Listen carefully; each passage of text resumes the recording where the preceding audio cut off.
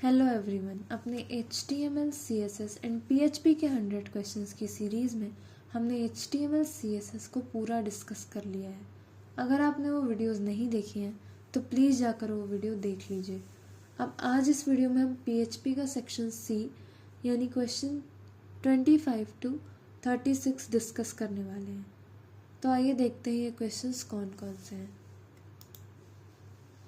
Question 25, which function returns the current date and time in PHP?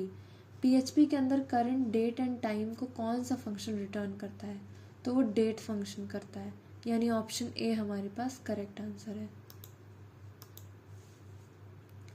Question 26, how do you declare a PHP class? PHP class को हम कैसे declare करते हैं?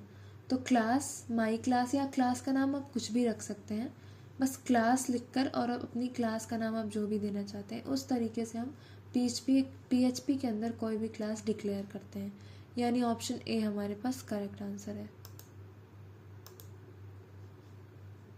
Question 27, how do you create a function in PHP?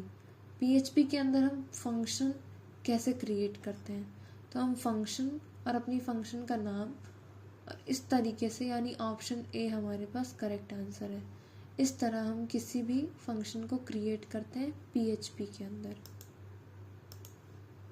Question 28, what will the following code output? Echo, यानी echo का use तो हम output को प्रिंट कराने के लिए करते हैं। एको इंट और इन्वर्टेड कॉमर्स के अंदर 10.5 हमसे पूछ रहा है इस कोड का आउटपुट क्या होगा। तो यहाँ पे जैसा कि हम देख रहे हैं हमने इससे रिस्ट्रिक्ट कर दिया है कि हमें इंटीजर वैल्यू चाहिए। तो 10.5 ये तो एक फ्लोट वैल्यू है, तो इसमें से हम इंटीजर पार्ट को सिर्फ शो कराएंगे आउटपुट में, यानी 10 हमारे पास राइट आंसर होगा। Question 29, how do you compare two values for equality in PHP? PHP के अंदर हम टू वैल्यूज़ को कैसे कंपेयर करते हैं कि वो इक्वल हैं या नहीं? तो उसके लिए हम डबल इक्वल का यूज़ करते हैं, यानी ऑप्शन ए हमारे पास करेक्ट आंसर है। Question 30, which function is use to find the length of a string in PHP? PHP के अंदर हम कौन से फंक्शन का यूज़ करते हैं स्ट्रिंग की लेंथ को फाइंड आउट करने के लिए?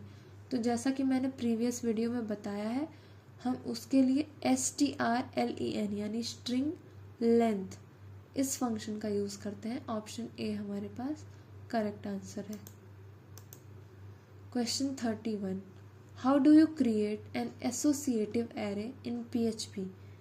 PHP के अंदर हम एसोसिएटिव एरे को कैसे क्रिएट करते हैं? तो उसके लिए हम dollar symbol arr equal to array and inverted commas के अंदर की, और इस तरीके से हम किसी भी एसोसिएटिव एरे को क्रिएट करते हैं PHP के अंदर, यानी ऑप्शन ए हमारे पास करेक्ट आंसर है।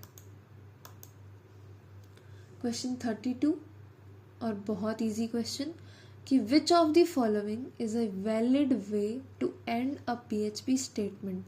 कौन सा वैलिड वे है इन सब में से हमारे PHP के स्टेटमेंट को एंड करने के लिए? तो किसी भी स्टेटमेंट को एंड करने के लिए हम सेमीकोलन का यूज़ करते हैं।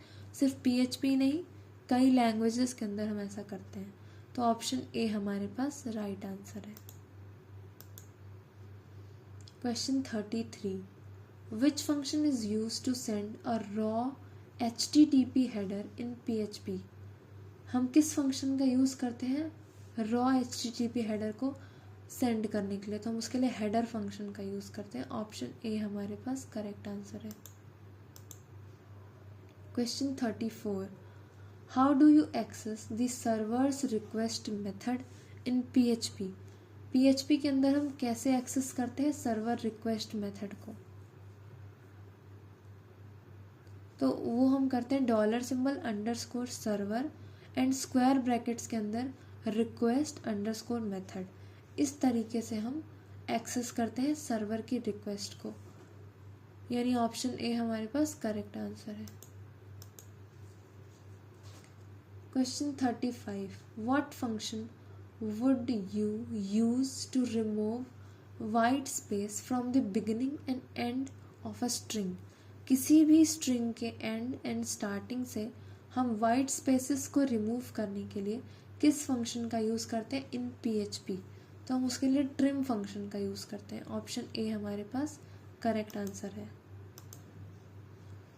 Question 36, how do you declare a PHP associative array with short hand syntax? हम कैसे डिक्लेयर करते हैं PHP के अंदर एसोसिएटिव एरे को विथ शॉर्ट हैंड सिंटैक्स? तो वो हम करते हैं $@ इक्वल टू स्क्वायर ब्रैकेट्स के अंदर की एंड वैल्यू, इस तरीके से लिखकर हम डिक्लेयर करते हैं। यानी ऑप्शन ए हमारे पास करेक्ट आंसर है। थैंक